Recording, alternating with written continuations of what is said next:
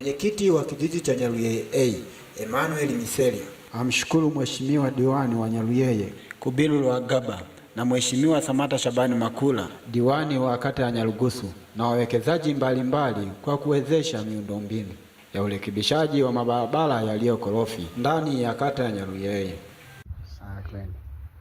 Kwa jina naitwa Emmanuel Miselia, ni mwenyekiti wa kitongoji cha Nyaruyeye A. Hapa tulipo ni zahanati ya Nyaruyeye ambayo iko kwenye kitongoji cha Nyaruyeye A. Hapa tulipo tunasimamia barabara ya mitaa. Hizi barabara ni za mitaa.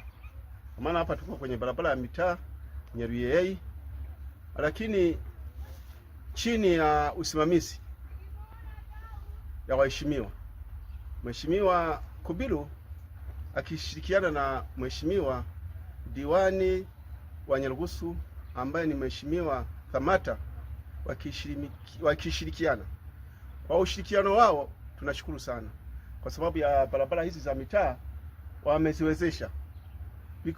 Hizi barabara zilikuwa na hali ngumu sana, kuna mabonde, vimepondeka, vimelika. Kwa maana sasa hivi tunajisikia vizuri sana.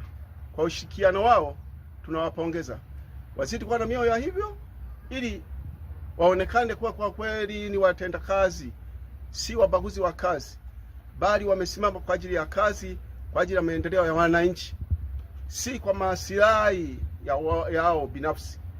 Tunawapongeza na tunaombea sana Mungu awape nguvu kwa ushikamano huu. Mungu azidi kuwatilia nguvu sana. Yaani tunaombea sana neema zetu ziwamwakikie wao, ili wafanye kazi iliyo njema. Barabara hizi zilikuwa zimepondeka mno, zilikuwa zipitiki, zilikuwa zimejaa mashimo, lakini sasa hivi tunajisikia hata wananchi wanashangilia kwa ajili ya ushikamano huu. Tunazidi kuwaombea sana, wazidi kuwa na ushirikiano huu. Basi kwa haya mimi nafikiri kwa kwamba kazi zao ziendelee kwa na ubora. Kwa mafupi nafikiri kwa kwamba narezesha kwako, tuzidi kuwaombea kwa Mungu. Asante sana. Nikiripoti matukio kutoka Nyaruyeye, ni mimi Geoffrey Elias, Busanda TV Online.